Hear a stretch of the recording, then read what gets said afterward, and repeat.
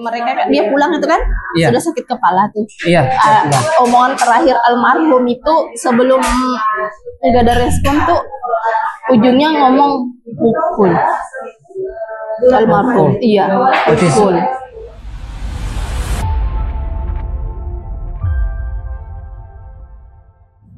Baik, Tribuners, kembali lagi di program Saksi Kata. Dan saat ini nanti kita akan membahas terkait dengan kejadian beberapa minggu yang lalu, yang mana seorang anak SMP yang meninggal dunia secara tidak wajar. Dan ini menjadi pertanyaan besar dari keluarga yang berinisial R, yang merupakan korban berusia 14 tahun. Seperti apa kisahnya? Mari kita dengar bersama cerita dari seorang ibu bernama Sartia yang ingin menceritakan terkait dengan kronologis kematian dari anaknya yang ketiga. Saksikan.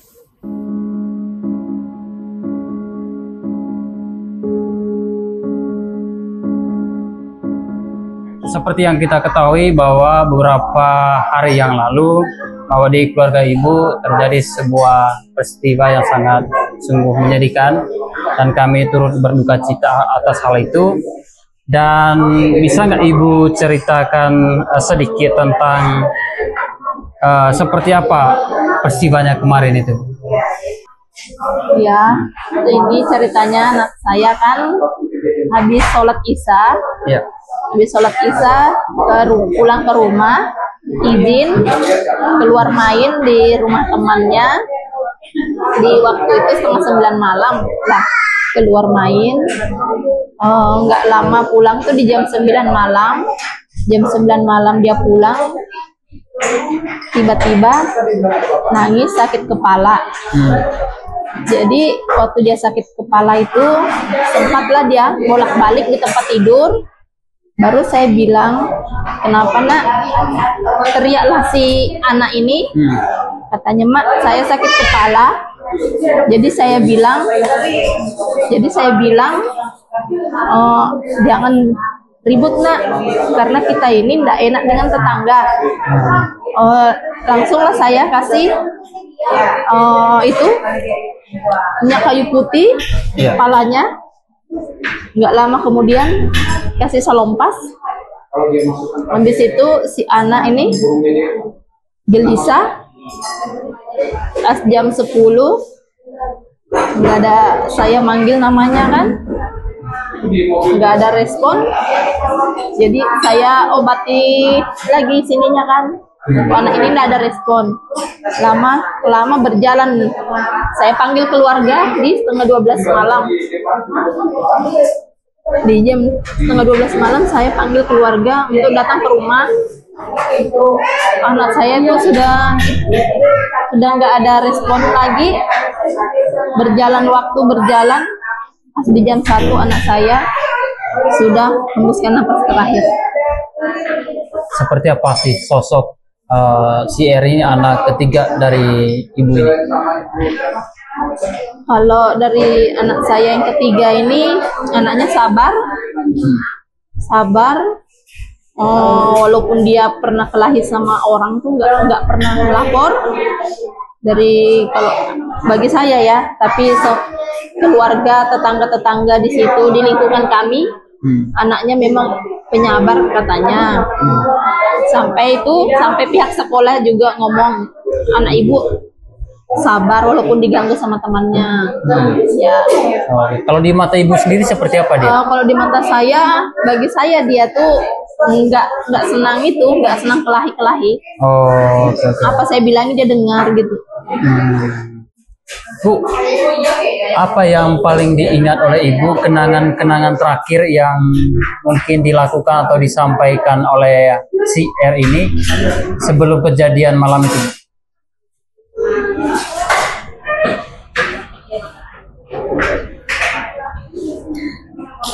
Kenangannya di malam minggu saya lagi nggak enak badan. Si almarhum ini masakan saya 1 bungkus mie goreng.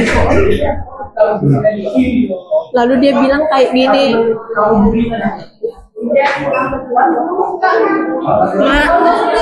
Mak, ini minyak Mak sudah masak. Jadi saya bilang, iya nak, simpan dulu di situ. Baru almarhum bilang, Mak kan sudah minyak, nanti hilang. Jadi saya kayak gini, nggak mungkin hilang nak minyak karena nggak ada orang. Itu yang malam terakhir, malam minggu itu. Mie itu pernah disantapnya? Mie itu pernah dipegang aja, baru dia keluar main. Oh. Sebelum malam itu Bu, apa yang Ibu lihat? Apakah ada perubahan sikap atau perilaku dari anaknya Ibu? Mungkin murung, takut, atau dia sembunyikan sesuatu hal yang Ibu pengen cari tahu juga Bu? Kalau almarhum itu nggak pernah sembunyikan sesuatu kalau dari saya, karena dia tuh terbuka dengan saya daripada bapaknya. Iya, nggak ada sifat yang aneh-aneh, nggak ada. Sebelum ia keluar Bu, nggak ada rasa takut atau rasa apa gitu Bu yang Ibu lihat? Nggak ada. Nggak ada. Iya. Nah Ibu, apakah si anak Ibu ini pernah cerita nggak tentang temannya yang berinisial S, yang diduga pelaku ini? Pernah nggak cerita tentang dia? Oh, nggak pernah dia cerita masalah ini, karena cuma dia bilang itu si pelaku itu ikut silat. Jadi anak saya itu gabung, tapi anak saya kan belum. Kalau yang ini si pelaku sudah atasan gitu kan, maksudnya sudah sering ikut turnamen. Kalau anak saya baru-baru ini gabung, belum ada sebulan kalau nggak salah. Oke. Seperti apa Ibu melihat kedekatan si R dan si S ini yang diduga pelaku ini? Kalau saya lihat mereka tuh sering sama-sama tuh biasa-biasa aja. Ya biasa-biasa aja. Ya. Berarti nggak ada Ibu rasa curigai adanya melakukan kekerasan terhadap R, terhadap anak Ibu yang dilakukan oleh S ini? Kalau mereka main kan biasa-biasa aja, kadang main bareng bulu tangkis segala kan, nggak ada pikiran saya kayak gitu. Cuma saya kira cuma mereka tuh main karena saya tuh kalau pulang dari main bulu tangkis atau apa aman aja, nggak pernah ada kayak kekerasan kayak gini. Terakhir itu dia main, ternyata anak saya itu habis dipukul. Anak juga pulang udah ada ngomong juga kalau dia habis dipukul. Sebelum kejadian malam itu Bu, dia beritahu nggak sama Ibu kemana si R ini pergi? Beritahu. Dia ke rumah si Aji, pergi main HP. Ya, pas di belakang rumah itu. Pergi main HP? Iya. Mereka itu main HP apa Bu? Apakah game atau seperti apa? Main game. Main game? Iya. Karena mereka di situ ada lebih 10 orang kata temannya. Mereka di situ. Tapi cuma anak saya jadi sasaran. Anak Ibu juga bawa HP sendiri? Bawa HP punya bapaknya. Anak saya kan punya HP, saya punya HP untuk belajar aja, ada gamenya. Jadi dia pinjam HP bapaknya untuk main. Oke, mereka ada janjian untuk ketemu? Iya, habis sholat itu mungkin mereka sejanjian. Jadi itu mereka lakukan setiap malam atau seperti itu? Mereka tuh tidak juga setiap malam, karena mereka masing-masing ada permainan kan. Kadang hapsi, anak saya kan kadang hapsi. Mungkin ini kebetulan juga ngumpul main HP kan. Ya, mumpung udah ada kegiatan di masjid lagi kan, main HP.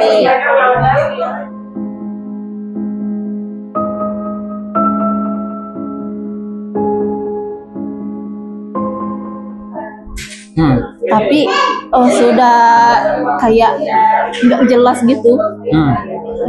Gara-gara sakit kepala mungkin kan nggak jelas ngomongnya. Ujungnya saya cuma bilang pukul, itu aja saya dengar. Dipukul? Pada saat? Oh iya, mereka dia pulang itu kan sudah sakit kepala tuh. Iya. Omongan terakhir almarhum itu sebelum nggak ada respon tuh ujungnya ngomong pukul. Almarhum, iya. Berarti sempat mengeluarkan kata-kata. dipukul. Tapi saya orang tua nih nggak mungkin anak saya kelahi kan. Kalau memang anak saya kelahi, kenapa ini teman-temannya ini nggak ada sampaikan ke saya kan? Iya. Malah rumah dekat dengan rumah yang tempat kejadian gitu loh sama saya kan, nggak ada yang ngomong-ngomong. Iya. Nah, di malam habis anak saya sudah meninggal itu kan, status temannya, saya ikhlas dengan kematianmu, tapi saya tidak ikhlas dengan cara kematianmu. Maksud saya, kok status si saksi iya, saksi-saksi yang lihat anak saya dipukul, kok sama semua status WA-nya kan? Iya. Apa maksudnya ini sudah 3 malam? Apakah itu? Apa maksudnya? Jadi namanya anak-anak sama anak-anak itu kan cepat dapat informasi. Iya. Katanya tuh Rasid dipukul. Jadi ada grup anak saya yang perempuan, adiknya si almarhum. Hanya kasihan Rasid dipukul, habis dipukul si ini katanya. Jadi saya buka WA, maksudnya apa? Anak-anak ini kaget loh. Yang baca WA tadi di grup itu siapa? Saya, namanya Rasid. Iya tante, Rasid habis dipukul. Kenapa kalian baru ngomong? Kayak gitu kan? Karena kami ini kalau ngomong ada ancaman katanya. Apabila kalau sampai omongan ini sama mamanya Rasid, nanti kita ini dimarahi tante. Dia bilang, loh ini loh keluarga kamu yang dipukul, kenapa nggak ada yang ngomong? Ya saya bilang, nggak tahu, bilang anak betul kan anak saya ini dipukul kan?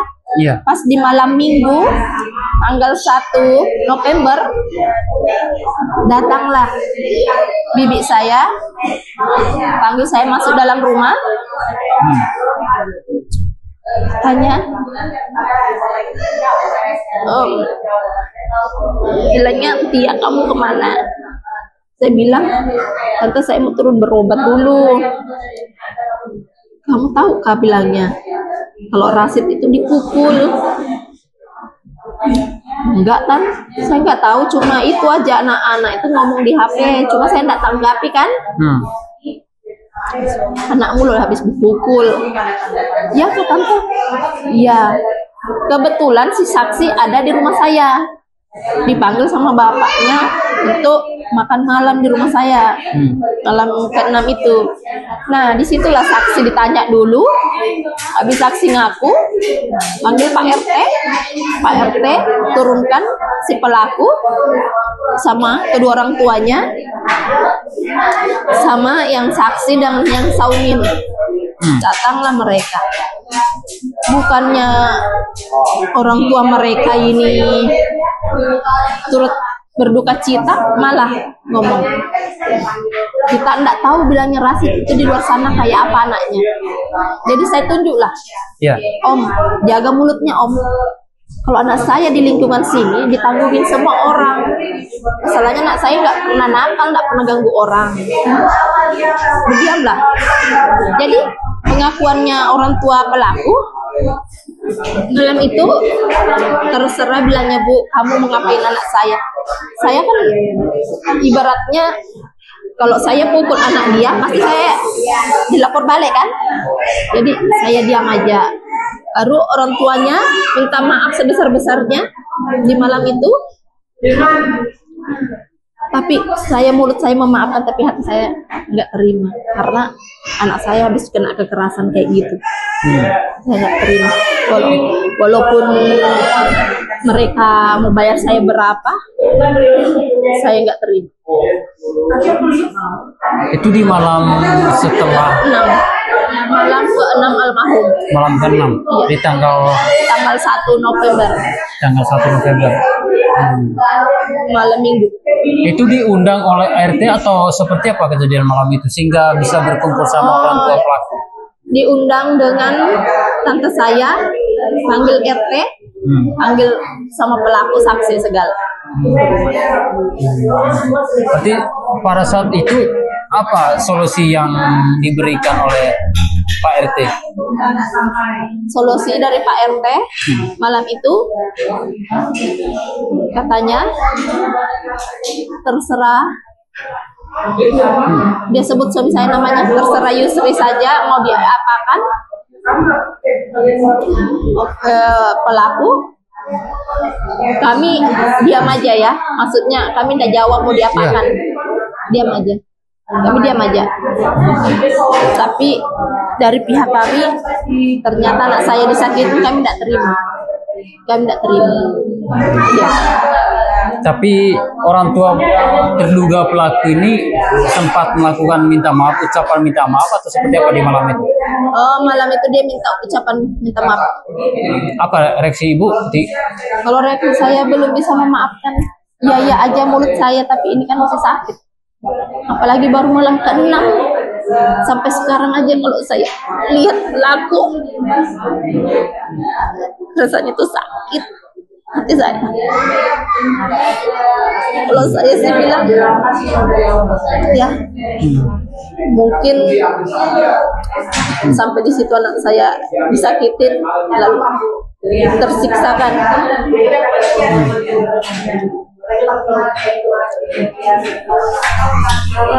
Setelah kejadian itu Bu, apakah Ibu pernah melihat terduga pelaku ini teman dari anaknya Ibu? Iya, karena cuma dia lewat aja sama orang tuanya kan. Enggak pernah noleh lagi ke rumah kami, lewat aja. Enggak seperti sebelumnya Bu? Enggak seperti sebelumnya. Tapi yang terduga pelaku ini sering juga ke rumah Ibu?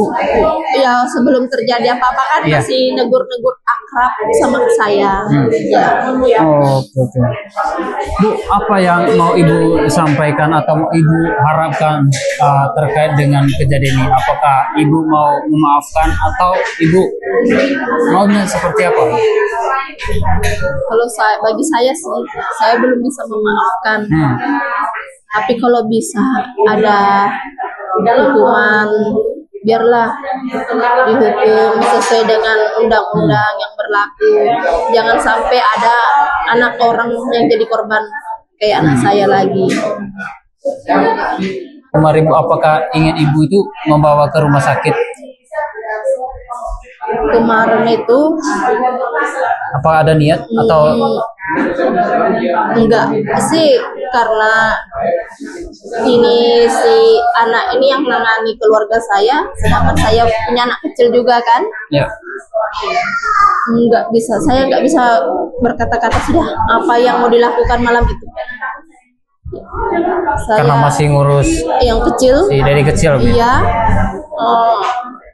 Kalau saya bilang kayak gini, ibaratnya dia sakit kan, saya sudah ikhlas dengan kepergiannya anak saya kan. Saya ikhlas karena dia ya sudah sakit sementara, tidak disiksa gitu kan. Ternyata di balik ini kan anak saya kena siksaan orang. Kalau Ibu melihat di lingkungan sekitar tempat tinggal Ibu, apakah memang di situ sering melakukan tindakan kekerasan atau seperti apa Ibu lihat? Kalau di lingkungan saya, selama anak saya bergabung di situ nggak ada sih namanya kekerasan. Mungkin dari ini si pelaku kan beda gang dari kami, beda gang. Dia keluar di sana, kami di sini aja tadi subur. Anak ini kan diantar dengan orang tuanya main di luar situ. Oke. Berarti kalau Ibu melihat sistem dari masyarakat, sekolah maupun dari aparat terhadap lingkungan di situ Bu, memang cukup baik atau ya? Kalau bagi saya alhamdulillah baik, karena kekerasan di lingkungan kami aman-aman aja masalah kayak gitu. Oke. Bu, tadi Ibu sempat sampaikan bahwa minta keadilan. Ya. Kalau menurut Ibu apa arti dari keadilan itu? Kalau saya sih dari keadilan itu untuk menghukum anak orang-orang yang bersalah bagi saya. Kalau saya minta keadilan, saya minta si pelaku dihukum setimpal dengan anak saya sesuai dengan undang-undang.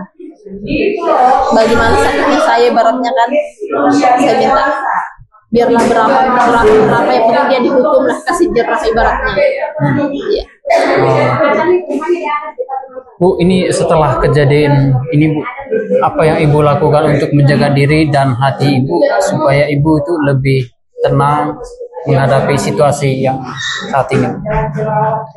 Alhamdulillah, saya sholat mendoakan almarhum. Kalau saya lagi ingat-ingat almarhum, saya bawalah relax sama orang-orang, ngumpul sama orang-orang biar saya bisa senyum lagi semula kan, biar bisa saya relax lagi. Tapi selama almarhum meninggal, makan dan tidur tidak bisa, susah masih.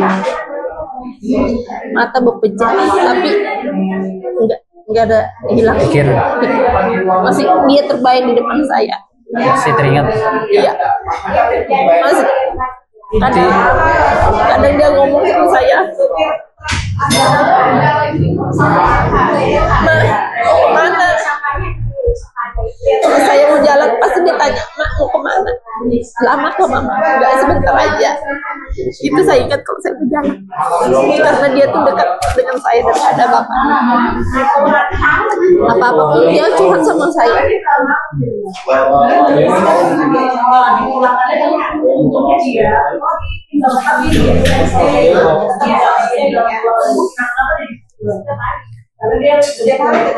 Apa yang mau Ibu sampaikan kepada orang tua lain di luar sana Bu, biar kejadian apa yang dialami Ibu saat ini nggak terjadi hal serupa di luar sana? Bagi saya, pesan saya buat ibu di luar sana, jangan sampailah anak-anak itu ngumpul main bareng,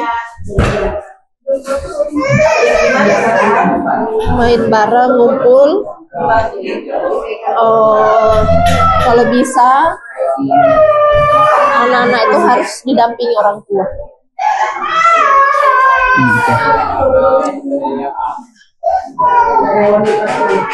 Bu, izin saya kembali ke anak Ibu, si R ini yang masih berusia 14 tahun, yang sudah dipanggil Yang Maha Kuasa. Apa yang paling dirindukan dari anak ini? Kalau anak saya rindukan tuh kelakuan dia tuh sering ngagetkan saya. Setiap hari? Iya. Sering nanya-nanya saya, walaupun saya cuci piring atau gimana, dia pasti nanya, "Mama ngapain?" Atau karena saya ini tiap malam begadang bikin kue kan, jadi saya kadang bangun saya di jam 11 malam. "Mak, Mama mau bikin kue Kak?" "Ya." Sudah Mak, saya temanin almarhum sama saya. Apalagi Bu, apakah ada barang-barang yang menjadi kenangan dari anak Ibu yang Ada apa itu? baju majelisnya, tasnya, bahkan sekolah dengan tulisan-tulisannya. Tulisan apa yang paling diingat oleh Ibu? Mungkin ada catatan terakhir. Catatan sih nggak ada. Kadang dia kalau belajar, saya kadang bilangin belajar apa nak, jadi saya duduklah dekatnya. Kalau ada PR-nya almarhum itu kan dia kerja itu tengah malam karena mamanya begadang juga bikin kue kan, jadi sama-sama saya tengah malam.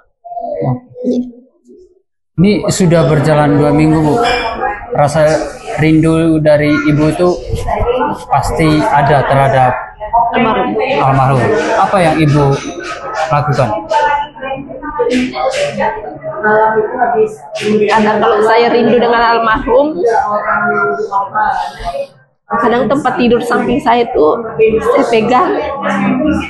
Kalau pagi saya bilang kayak gini, Cit, bangun nak sekolah. Kadang saya nggak merasa kalau almarhum sudah nggak ada kan. Ayo sudah bangun nak, nanti terlambat sekolah. Saya lihat, astagfirullah, anak saya sudah nggak ada ternyata. Kalau saat ini Bu, apa yang keluarga lakukan untuk mendukung supaya Ibu tetap kuat, tetap semangat oleh keluarganya? Apa yang Ibu? Keluarga bilang kamu harus semangat nak, masalah urusan almarhum, karena masih ada anak-anak yang lain, masih ada saudara almarhum 5 orang yang membutuhkan seorang ibu yang kuat.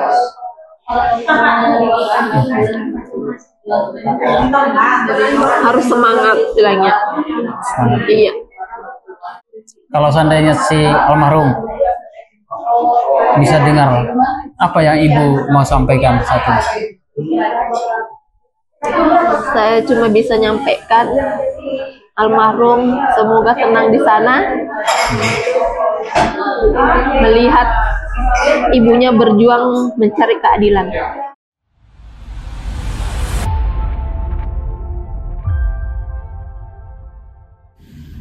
Baik Tribuners, itu tadi cerita dari Ibu Sartia yang anaknya meninggal dianiaya oleh teman permainnya sendiri yang diduga sebagai terduga pelaku hingga terjadinya meninggal korban berinisial R ini pada tanggal 27 Oktober lalu.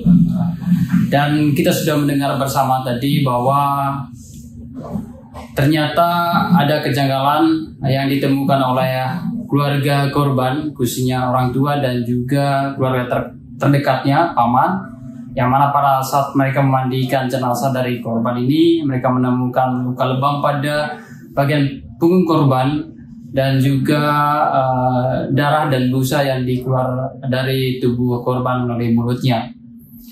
Dan mereka juga berharap bahwa kasus ini segera diungkap dan mereka berharap juga agar mendapat keadilan sehingga mereka juga merasa puas terkait dengan peristiwa yang dialami oleh keluarga ini. Dan berita terbaru bahwa polisi akan segera membongkar makam daripada korban untuk melihat apakah benar si jenazah dari tubuh R ini benar-benar diduga dianiaya oleh teman bermainnya sendiri. Dan akan dilakukan itu pada pekan ini yang dilakukan oleh pihak Polresta Samarinda. Download Tribun X sekarang, menghadirkan lokal menjadi Indonesia.